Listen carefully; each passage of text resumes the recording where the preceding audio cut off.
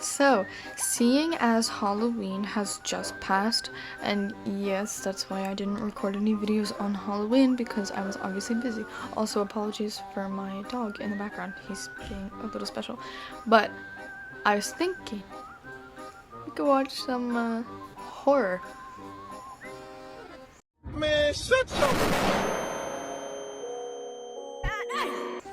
But not just any horror, no. Perhaps one of my favorite genres, analog. They're like completely handmade by sometimes a singular person or a small group of people, which is what I think I like about them the most, is that they're so like obscure, and a lot of times these analog horror videos require you to think about what's actually happening instead of, you know, just straight up showing you a monster and saying, yeah, that's what you should be afraid of. They more focus on concepts, on vague ideas. So I found a playlist with a couple analog horror videos.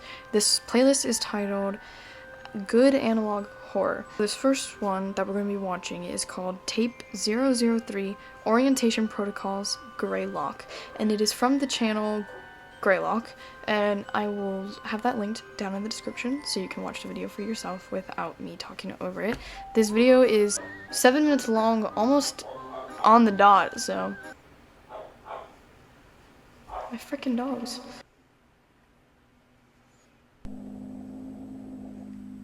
Oh, okay. Greetings, and welcome to the preconditional protocols and orientation video system provided by Unit 13 as part of the United States Army and Project Stargate, created in partnership with Semiodyne USA. On behalf of all of us here at Unit 13, congratulations on your selection as one of our testing candidates. You likely have a lot of questions, yes, I do. And this video is designed to answer them all. First, let's go over some background information to provide you with the crucial context you'll need for a full understanding of what it is we're doing at Unit 13. Okay. We are sure you've heard, but we are willing to bet that most everything you've heard is wrong. Being a highly confidential part of Project Stargate, which you've already been briefed on, Unit 13 studies a revolutionary and promising area of parapsychology, thought forms. Okay. If you're unfamiliar with what thought forms are, that's okay. You're in the majority. So, what are thought forms? Through the ages, occultists and spiritualists, Tibetan monks to theosophists, have exercised the creation of what is sometimes referred to as a tulpa, otherwise known as a thought form. A thought form is the manifestation of a person's will, emotion, or other deeply psychologically energized state. Person's will, emotion, or other deeply. Okay, so basically a thought form is like, I guess, kind of like a spiritual state, I guess, like a strong emotional thing. Into a semi-physical form, existing as not only an extension of the person, but as its own independent and sentient entity. Thought forms are also able to... So your thought form is its own, like, being? Oh, wait, that's kind of weird, what? To be witnessed and experienced by third parties, and are not limited solely to the person who developed them. What? Thought forms have been formed to serve as familiars, companions, or even friends to those who conjure them. According to key literature... Wait, so like, if you speak it into existence... Oh, so like, if you're angry enough, then your anger will just manifest, like, as a person? Wait, that's actually, like, a really cool concept for, like, a horror movie or something. This is a good setup. This is nice. Thought forms can be intentionally formed by a single person or multiple people, though they can be unintentionally formed as well. But they are always manifested through the deep will and focus of a person in a considerably heightened state of activity with their own consciousness. Traditional thought forms can vary widely in their level of influence in the real world. While they usually take physical formations eventually, their earliest stages are more apparitional in nature, with brief manifestations, though most often remaining as an unseen essence, much like a phantom or a ghost. Oh, like a ghost. So this actually reminds me of a TV show. It's called Kindred Spirits, and on the show they tried to prove this is a real thing, by the way. They tried to prove the idea that if you go into a space that is imbued with enough residual energy, which, if you don't know what that is, it's basically like energy that has built up over time from people living or, you know, being active in space. But basically, if you go into an area like a building or a house with enough residual energy, you can actually make up a ghost, talk about it as if it were real, and then it'll start manifesting like in the house around. So what they did was they made up, like entirely made up a story about a ghost that was haunting the house that had lost its family and died at a young age. They said the words mom and dad, and then at night they revisited the space after, you know, they had left for a couple of hours to do some research, and when they came back, the stuff that they were getting on their spirit box and in the Estes method was actually exactly what they had said in their fake story earlier. I feel like that's something that needs to be explored a lot more, because that concept is kind of like weird. So that's basically what this is. I'm assuming. Forms and ghosts are very similar in a number of ways. Individuals can make contact with them through communication devices, such as a Ouija board or through EVP sessions, while the thought forms may respond through moving objects, manipulating electronics, or even speaking words and short phrases. Due to their striking similarities, a current theory established by Unit 13 suggests that what we know as ghosts may not be as common as we once believed. Rather than a deceased person's energy being left behind after death, it's possible, and indeed likely, that these paranormal entities are actually thought forms that are unintentionally created by those individuals that the deceased has left behind, who spend inordinate amounts of time in deeply emotional states, where their mental capacity is largely occupied by a powerful focus on the departed individual. In other words, as these are the ideal conditions from which thought forms are born, people may very well create their own ghosts and hauntings. However, as more time and energy is invested into the development of the thought form, they begin to harness more influence on their environment, until eventually exhibiting a semi-permanent physical appearance, and, in due course, becoming as tangible as a living creature. Wait, so this could be like a skinwalker. Like, you could have accidentally just made your own skinwalker.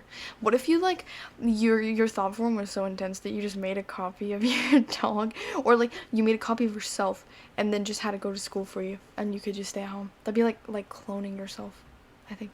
But then I think people would use that too much. This is where Unit 13's interest comes in. We've sought to answer a very important question. Can thought forms be created in a manner that would benefit American society and help keep American citizens safe? Unfortunately, the practice of Oh, that's why it's for the army, because they want to see if they can turn thought forms into soldiers. Everybody, so we look nice and handsome and thin. Beautiful. Perfect.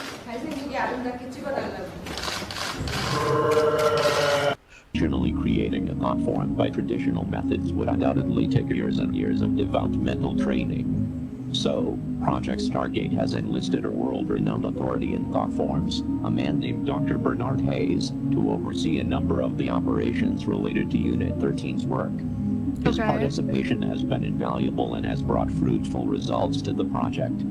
Due to Unit 13 and Semiodyne USA's combined efforts, bringing together some of the most prestigious minds in the world, specializing in the sciences of the human consciousness, with cutting-edge technology and engineering methods, we've created a groundbreaking, proprietary invention. Introducing the Thought Form Manifester. Oh the my Form gosh. Manifester is able That looks like the thing in Avatar. You know that thing where, like, Spider was, like, strapped to it and it started spinning around him and his nose started bleeding? Where is Jake Sully? I don't know. We know that you know. I don't know. Film a picture in your... to create truly independent and self-sustaining thought form entities from the minds of select, willing participants. Being that they come from the deepest recesses of the human mind, thought forms can appear in virtually any configuration. They can look like a person, an object, an animal, or even something as abstract as the physical representation of an emotion. That being said, it's recommended to brace yourself before touring the thought form chambers, as thought forms can also take on appearances that could be considered disturbing, like a creature one might see in a childhood nightmare. There's no reason to be afraid, however. All thought forms are docile by nature, and while they may look or behave in a frightening manner, why is the audio glitching? Capable of making physical contact, they pose no threat to humans. Once your Hello? session in the thought form manifester is completed, your thought form will be securely transported directly into a containment chamber.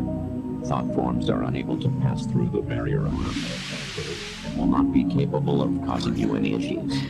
There are some very rare potential side effects that may result from your session.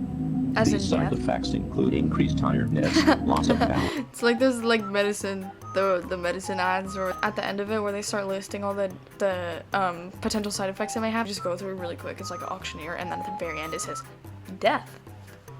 Like, yeah, I'm totally gonna buy that medicine if you advertise it like that. dizziness, insomnia, vomiting, episodes of temporary amnesia, and mild hallucinations. These side effects, if But not death. That is a bit peculiar.